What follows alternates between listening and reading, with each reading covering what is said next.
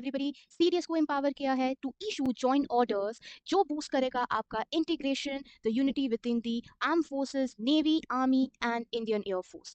ये जो डिसीजन है लिया गया है by the defence ministry and Rajnath Singh have announced that the CDS and the DMA department of military affairs they have now the power to issue joint instruction and joint orders to navy air force and army. अब इससे पहले होता था कि अगर एक से ज़्यादा सर्विसेज इन्वॉल्व है किसी ऑपरेशन में किसी टास्क में तो हर एक सर्विस को इंडिविजुअली कम्युनिकेट किया जाता था and then it was a little bit slowness also in that context. तो इसे एनहांस करने के लिए हमने एक सेंट्रलाइज जॉइंट डायरेक्टिव लाया है because CDS chief of defence staff is also one part of the integration motive within the arm forces.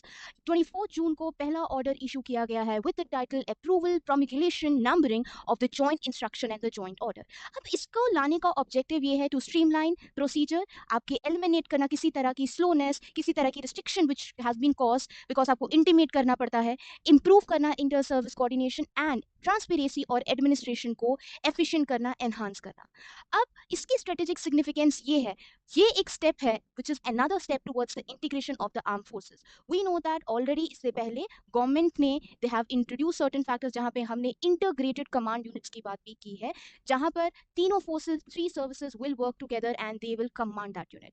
Second thing is that अगर हम फ्यूचर की रेलेवेंस एंड विजन देखें, ऑलरेडी बहुत सारी countries में ऐसे स्पेसिफिक लॉज या regulations चलते हैं जहां पर जॉइंटनेस है within the all three factors of their army. So अगर हम देखें तो ये एक मूव है जिससे हम मॉडर्नाइजेशन एंड ट्रांसफॉर्मेशन की तरफ जा रहे हैं for Indian arm forces because today modernization needs to be there for the warfare. Kindly subscribe to this channel defence talk in. जय हिंद।